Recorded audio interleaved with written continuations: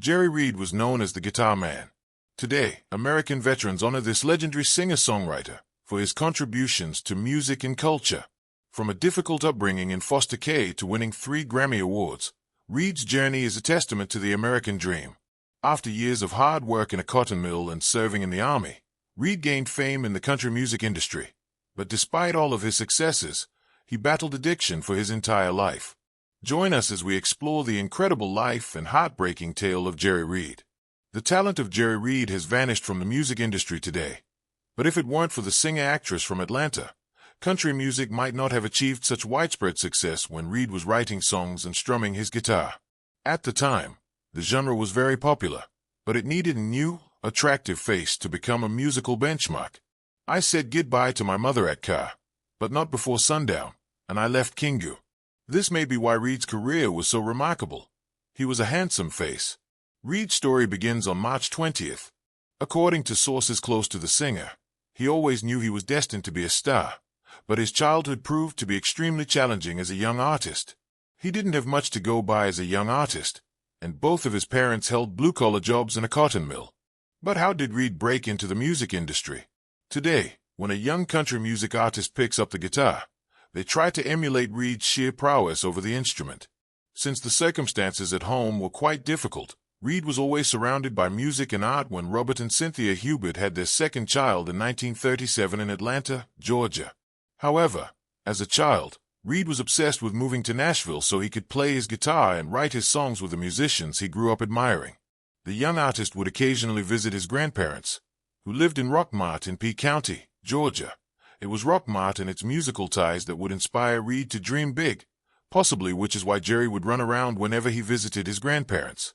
His musical education was very seasonal, despite the fact that Reed's parents decided to divorce him when he was just 4 months old because Robert and Cynthia couldn't agree on child custody arrangements, leaving their 2 children to bear the burden of their failed marriage.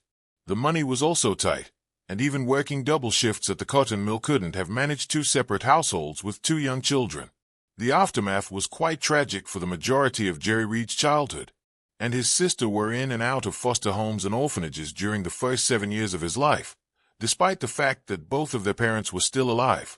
Even though Reed was very young, he was aware that his birth had further strained his parents' already tumultuous marriage, but that is only one aspect of the story. Of course, every musician needs a painful muse to channel their emotions and write emotionally vulnerable lyrics, but for a 7-year-old child, the reality was. In 1944, Jerry Reed and his sister's financial situation barely improved as a result of Reed's mother's unwavering efforts to provide her children with a loving and caring home. She knew that her son had a musical bent and would do everything in her power to ensure that he lived out some of his very idealistic dream, so she worked incredibly hard to earn extra money at the mill. During this time, she fell in love once more and decided to marry Hubert Howard, her co-worker. Even though the family found solace in music during these difficult times, Jerry would amuse them with his typical antics. It turns out that the young man was destined to be a performer. When he was 6 years old, Jerry would pick up a pretend microphone and belt whatever was playing on the radio. Since he didn't have a fancy house or a musical instrument, his usual props were his mother's hairbrush and the wood stockpile to create a stage. In a 1979 interview with Picking, the musician reflected on his difficult upbrush and how he made sure to. In his own words, "I used to get up on the stove wood pile for a stage when I was 6 or 7 years old and I'd put on the wildest show. I'd sit beside the radio and listen to the Grand Ole Opry and play rhythm on a hairbrush." These experiences shaped Reed's musical path. In the same interview, the musician also discussed how he was simply obsessed with rocking the stage and didn't even consider a safer career option or an alternative. Apart from a fateful intervention, destiny had other plans. Reed knew that even if he didn't figure out the formula for success in country music, he would show up in bars and by the side of the road to perform his music. Cynthia realized that she had to support her son's musical aspirations, even if they sounded crazy or impossible. After months of saving money, she was able to collect $7, but it wasn't enough to buy a new guitar. Fortunately for the mother-son duo's neighbor was selling his old instrument, so Cynthia made sure to close the deal and get her son his first guitar. Reed was ecstatic because his mother knew a little bit about the instrument, and he kept bugging her to teach him new chords. Cynthia had a difficult job, but she did her best. In fact, she taught the legendary guitarist his first chords. According to the musician's interviews, his mother taught him C and G and a claw hammer G. His excitement about learning his first chords was so great that the young Jerry Reed started to drive his mother crazy. The young musician used a nickel as his pick because the family didn't even have enough money to buy a guitar pick. According to the man himself, the guitar was a little beat up, but it was enough to secure his future. The rusty guitar taught Reed how to be an entertainer, and we can't deny that he was an incredible presence on stage. Jerry Reed talked about this life-altering experience by saying, "I'd sit on the trunk in the kitchen, I'd get up there 'cause I wanted to be on stage, I always wanted to be an entertainer." The country musician is the ideal representation of dreams coming true because he is an entertainer, and I don't remember ever wanting to be anything else. However, Jerry Reed's musical journey began after a period of struggle and hardship. Cynthia had taught Reed everything he knew at one point, so it was the ideal time to branch out and learn music from the real masters. Soon after, Reed discovered that everyone wanted him to do things that everyone was already doing, so he was determined to make his natural playing style the essence of his musical journey. But the path wasn't simple. Naturally, there was still a lot of conjecture regarding who had taught Jerry Reed the amazing skill of strumming. When he claimed to be self-taught, people either laughed it off or just stared at him. In reality, the legendary guitarist only took 2 lessons in his life, and after he was left unhappy, he quit his classes. In 1969, Jerry told a reporter about his first and only guitar lessons from an unidentified man in his neighborhood. The aspiring musician quit after the tutor asked him to throw away his thumb pick because he didn't like it. Instead, he decided to learn how to play the guitar on his own after listening to his idols on the radio. One of his first and most influential influences was Mel Travis, a singer and songwriter from Western Kentucky. It's very regrettable that Travis's name rarely comes up when discussing the decade that defined country music. Travis was a hero to Reed, known for his fluid fingerstyle guitar. The musician from Kentucky inspired a generation of guitarists who dubbed his style Travis picking. He was also very visceral and direct with his lyrics in A Very Turbulent America, singing about the economic exploitation and plight of coal miners in the nation. Needless to say, for the son of 2 extremely poor factory workers, Travis was a musical messiah. In particular, he was greatly inspired by the song I Am a Pilgrim. When Reed first heard the song and its masterful guitar rendition, he was astounded and knew that if he embarked on. When I heard it, I thought, boy there, that man is walking with the big dog. He knows where the bodies are buried, and I want some of that. By the time the aspiring musician arrived at O'Keefe High School in Atlanta, he was still learning how to play the guitar and experimenting with his songs. He had also started writing and performing his own songs, which at first sounded unique but then captivated listeners. Reed's primary passions were still singing and songwriting. Challenging the limits of being an entertainer, he quickly developed an interest in acting and theater. His laid-back charm attracted a lot of attention, and soon he was landing roles in his freshman and sophomore years at Oak Ridge. He was thriving, encapsulated in the world of acting, and had a large audience available for his music venture. However, the gimmick also failed, and by his junior year, the young musician had lost interest in education because it took away from his music practice. He wanted to do in his life, so he dropped out of school in his junior year and started working in the Atlanta cotton mill during the day. When he had free time, he would go straight into his music gigs, hitting as many local honky-tonks as he could in the hopes of honing his performing skills. From the streets of Atlanta to shady underground bars, Reed was performing everywhere and had found optimal success because his sound was fairly familiar. At the beginning of his career, Jerry was closely modeling his musical idols, including Tommy Collins and Hank Williams. Later, he would develop a style that was uniquely his, but for a teenager, Reed was incredibly talented on the guitar, which is why he had a small but devoted following in Atlanta, especially in the bars where he was performing. In 1954, a local Atlanta police officer was so impressed by Reed's amazing guitar skills that he tried to introduce the teenager to Larry, who was once a very well-liked disc jockey in the area. After his career at Apex, he entered the music publishing industry and oversaw a well-known. When Larry was interviewed by Jim Schmidt in 1989, he recalled Reed's historic audition. He told the interviewer that instead of choosing a well-known song to showcase his vocals and guitar skills, Jerry chose an original self-penned song called Anton's Wooden Leg. Even the title seemed strange and true to its word. The tune was a novelty. Larry had never heard anything like that before, and that the policeman, Leroy, had arranged for Reed to audition in front of Larry during a live country music show on Saturday mornings over WGT radio, became the main reason he agreed to mentor Red. The music publisher was also quick to realize that the young man needed to put in a lot of effort to improve his songwriting, and that the best way to learn was to be in the company of the very people who knew what they were doing. Jerry Reed had secured a 30-day tour opening act for Ernest Tubb and the Texas Troubadours. The opportunity was so lucrative that it killed Reed's thoughts about returning to school. He knew that the day job at the Cotton. Speaking about his realization, Jerry Reed once told the interviewer that school would never be the same after that. Reed later said, "I knew what I was going to spend my life doing. Nothing else made any sense. Nothing else made any difference." The road gig with Ernest Tubb and the Texas Troubadours opened up the young musician to several opportunities, and in an instant, Jerry's career took off. He went from performing in bars in his school's auditorium to performing. Reed still had a long way to go in his solo career, but under Larry, he got to learn from a number of musicians. It was almost miraculous that the radio mogul had introduced Reed to Capitol Records when he was just a junior in high school. After quitting permanently, Jerry had the incredible opportunity to perform with musicians like Ernest H.B. Marcel. He couldn't believe his luck as he continued working as he was able to further develop his skills as an opening or supporting act, which may have been all the training Reed needed to become a well-known country music star. In addition to his performances, Reed started working as a part-time disc jockey at WGSTT radio station. Once more, Larry saved his life by offering the young musician, who wanted to stay involved with the art form and who had personally witnessed the economic exploitation in the industry, a job in the cotton mill.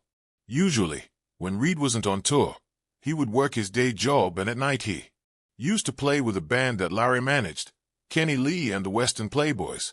Playing with a band on a regular basis worked like a charm for the Atlanta musician. Every day he was free to experiment with his guitar techniques, and there was a viable audience, so Jerry was getting real-time feedback on what his audiences liked and didn't. As an entertainer in the making, Reed got the gig of his lifetime with Kenny Lee and the Western Playboys at the same time that his relationship with Larry, who had grown increasingly ambitious to have a successful career. Although no one really knew Jerry by the time his first record was released, it became reasonably popular as more established artists like Johnny C. Cash regularly covered it. In 1958, Cash not only recorded the song but also made a decent effort to popularize the hard work of a musician. Out of the musician's masterful skills, what really helped Jerry's cause was the network he had established within the musical circles of Atlanta and beyond. Jerry was only 18 years old when he released his first record with If the Good Lord's Willing and the Creek Don't Rise. It's not surprising that Reed quickly gained popularity at Capitol Records while the competition was extremely saturated. Jerry was able to establish himself as a teenage sensation, but you'd be surprised to learn that his most notable career success at Capitol wasn't in the country genre at all. The young artist who had supported him in multiple ventures, following in Johnny Cash's footsteps, began to cover If the Good Lord's Willing and the Creek Don't Rise too. It goes without saying that Reed was able to demonstrate that he wasn't a one-trick pony, as both of his renditions of the popular song When I Found You in 1956 were a hit. The arrangement of the song was quite unique and novel, but he had a certain flair with how he organized his vocals. He was also trying to break into the country scene, so the studio decided it was appropriate for Jerry to record When I Found You in that genre. In fact, the covers didn't leave the studio, remained largely unaware of Jerry Reed's abilities, but his more accomplished and well-known peers would constantly sing his praises. However, the best was still to come. In 1958, Reed's label-mate Gene Vincent covered his song Crazy Legs, which pretty much blew up while the public heard the song in Vincent's voice. The label was quick to credit their teenage sensation for the song's rhythms and flowing lyricism, and eventually signed the musician to his company, National Recording Corporation. A lot would change in 1959. Even though it seemed like Jerry's career was about to take off. At the height of his marriage and his developing career, Jerry had to enlist in the American Army. There was no way out, and the singer-songwriter had to cut his career short. Jerry began his career as a solo artist, but also worked as a member of the staff band due to his exceptional guitar skills alongside legendary names like Joe South and Ray Stevens. Ties with Capitol Records, all of his ongoing projects had to be put on hold as the musician prepared to serve his country. But that didn't mean that Jerry Reed lost his musical charm in the slightest. As he worried about his future musical prospects, fate decided to take care of him while he was in the service. Brenda Lee saw Reed's talent and decided to work on his composition. You guessed it, That's All You Got to Do, which became Brenda's top 10 pop hit. The song was released at a very important time as Reed stated that in order to realize his childhood dream of becoming the quintessential performer who would gain popularity in Nashville and beyond, he was busy serving his country. The musical ventures in America were struggling with the talented musician who would soon make a comeback after his military discharge. In 1962, Jerry Reed and his wife Priscilla moved to Nashville, where they began a journey to remember the height of popularity. By the time the married couple arrived in Nashville, Priscilla had her own #1 country record, was Roy Diak's duet partner on the 1965 hit song Yes Mr. Peter E.R.S. Reed was well known in his own right, and having a successful singer as his partner really helped when he was trying to re-enter the music industry. That year, Reed chose to kickstart his musical journey with Columbia Records, and he scored 2 minor pop hits, Goodnight Irene and Holly Gully Guitar. Chart data from that year would indicate that Jerry wasn't able to achieve mainstream success. He knew he still had a long way to go, but Holly Guitar managed to catch Chad Atkins' attention in 1965, Atkins produced If I Don't Live Up to It. In addition to producing his own music, the Atlanta musician made significant strides as a session guitarist and a touring guitarist, appearing in several chart makers by Bobby Bay and others. He also wrote successful songs for musicians like Potter Watford, including the 1962 chart topper Misery Loves Company. RCA Victor was an RCA Victor because Atkins was greatly influenced by Jerry Reed and knew he would eventually collaborate with a musician. After a little success, it was time to change labels once more. Atkins made sure that Reed signed with RCA Records, where he encouraged the artist to be himself and keep his word. Chad allowed the artist to do whatever he wanted in the studio. There were no rules. Reed soon started to feel at ease with his guitar mastery and songwriting. Jerry was able to develop his own distinctly recognizable and unique guitar ideology in the mainstream. His playing style became known as the claw style because of the shape of his right hand made the style skyrocketed the fame of the musician who was searching for a cultural hit. In 1967, Reed released his self-penned hit Guitar Man, which quickly became Elvis Presley's dream song to cover up. Next, Reed released Tupelo, Mississippi Flash, a humorous homage to the legendary musician Presley. The two were able to establish a musical partnership when the guitarist assisted Elvis in covering Guitar Man while they were in the recording studio. They also worked on Elvis Presley's Big Boss Man, which may have been waiting for Jerry Reed. Once again, the formula worked. A year later, Jerry Reed won Best Country Vocal Performance in the male category for his song When You're Hot, You're Hot. The Atlanta musician was ecstatic, but it was only the beginning of what was about to happen next. Jerry and Atkins shared a Grammy for the critically acclaimed instrumental album Me and Jerry. The 1971 Grammy success encouraged Reed to experiment more with his music, while RCA Records and Atkins gave him the utmost creative discretion to forge his trajectory. It took decades for the Grammys to recognize Reed's musical ability, but in 1993, the singer was able to win the Grammy for Best Country Musical Performance thanks to a guitar duet with Atkins. Jerry Reed would go down as one of the most iconic country musicians in history, and his hits like Lord Mr. Ford Eastbound and Down and She Got the Gold Mine would always be remembered. Of course, no appreciation of Reed would be complete without a special mention of his instrumental composition The Claw, which is still a dream skill for guitarists to acquire. Reed's marriage and tragic end in many ways. In 1959, Reed married Priscilla Mitchell, a country singer. The union proved to be quite successful, but it also had its ups and downs. The couple had recently gotten married when the musician had to leave the country to serve in the army. Priscilla stayed at home and built her career after her husband was discharged, and she was the greatest support for the musician who had to restart his musical career after 61 years of marriage.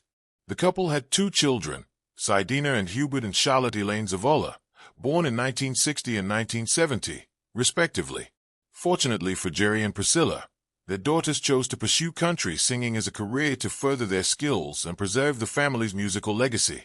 Jerry was a constant mentor to his 2 daughters as they attempted to navigate the difficult world of music, but the family's musical journey had to be stopped when not one but 2 tragedies occurred. Hit them hard on September 1, 2008, when Jerry Reed, then 71 years old, passed away in Nashville due to serious complications from ME. The world mourned the great musician's passing. You see, Jerry didn't have a drug addiction or enjoy heavy drinking, but he was irrevocably addicted to smoking cigarettes, which ultimately led to his struggles with lung disease. It was no secret that Reed was a heavy smoker, but his fans were largely ignorant of the chronic addiction he had developed in the late 1990s. Unfortunately, the musician's close friend Tom Brash, the son of Mal Travis, was the one who exposed his friend's terrible habit, which ultimately led to his death in the 1990s. Brash had recorded Reed acting out his desire to stop smoking. In 1972, Reed released his single Another Puff, which describes the life of a man who is desperately trying to quit smoking. The singer created Another Puff as a public service message to raise awareness of the dangers of smoking, but he was never able to internalize the message. Priscilla also experienced loss and melancholy following her husband's death. She died in 2014, but today Reed's daughters are carrying on their father's legacy. Thank you for watching, and we'll see you soon next time.